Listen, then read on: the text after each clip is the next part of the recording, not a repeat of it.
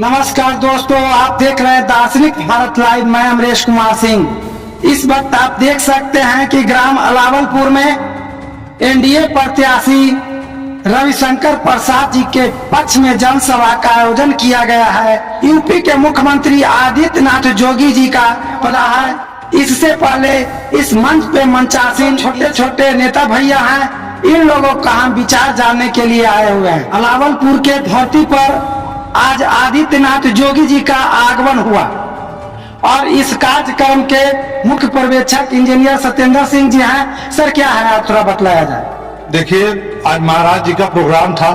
हम लोग को 400 पार करना है और पटना में 4 लाख पार करना है।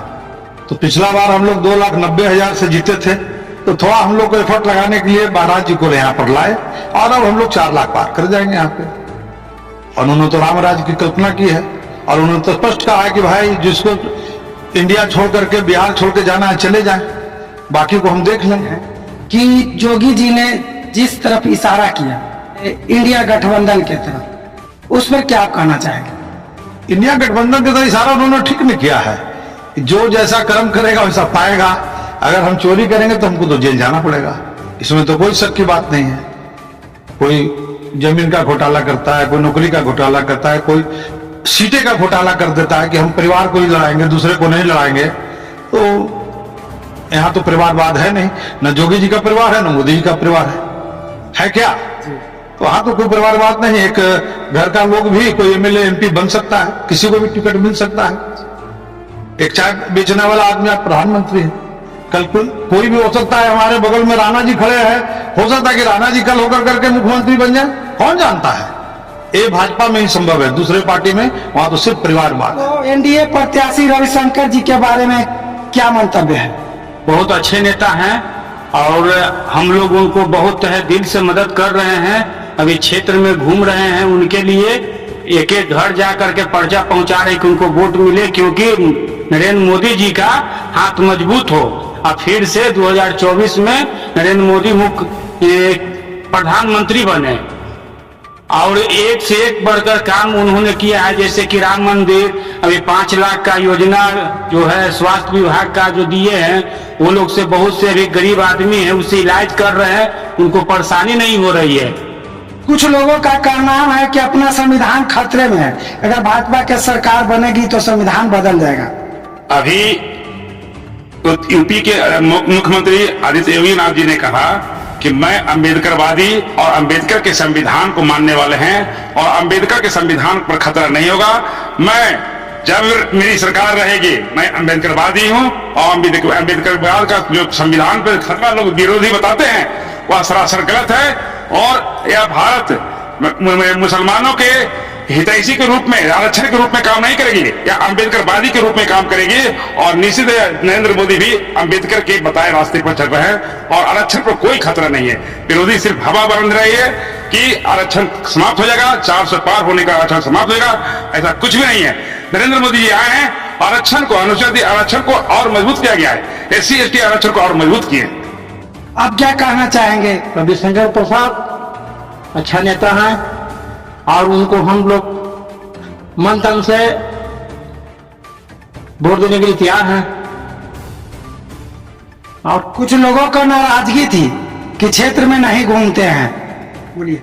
नहीं, रविशंकर प्रसाद जी तो जो क्षेत्र में घूमते हैं और बहुत अच्छा नेता भी है और हर घर में जाके भी गरीब के देखते हैं और मान सम्मान, बेटी बचाओ बेटी पढ़ाओ के भी नारा लगाए हैं। इसीलिए मैं रविशंकर प्रसाद श्री नरेंद्र मोदी को धन्यवाद करती हूँ और करती रहूंगी। एक और प्रधानमंत्री क्या किए हैं कि महिलाओं के लिए, ऐसा भी आज तक प्रधानमंत्री नहीं बने कि महिलाओं के लिए सोचे, मगर ये मंत्री ऐसा बने कि महिला के बारे में सोचे और हर घर में महिला को आरक्षण दिए और धुआं धक्कर से बचा के गैस चूल्हा दिए, उज्जवल योजना दिए। इसलिए उनको नरेंद्र मोदी और रविशंकर प्रसाद, अभी आदित्यनाथ जोगी को धन्यवाद करती हूँ, कोटि कोटि प्रणाम करती हूँ। धन्यवाद। क्या कहना चाहेंगे आप?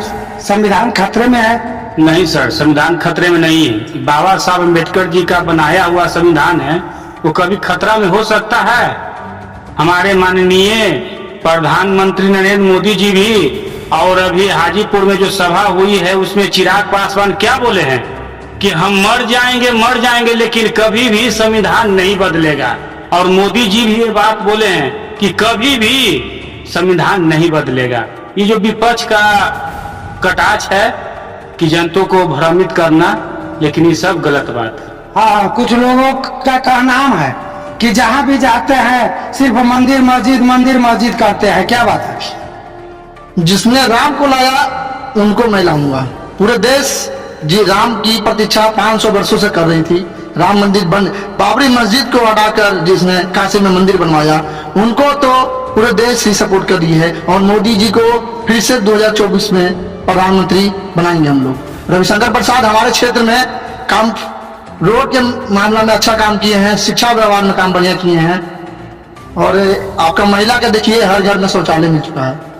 कुछ महिलाएं हैं, बाकी हर वैसा ही महिला है जिसकी स्कूली शिक्षा हो, बच्चों का पोषण हो, सारा चीज से भरपूर रविशंकर प्रसाद दे चुके हैं। जैसा कि आपने देखा कि यहाँ इस मंच पे जो छोटके भैया हैं, इन्होंने कहा, साफ कह दिया है कि जो श्री राम का नहीं वो किसी काम का नहीं।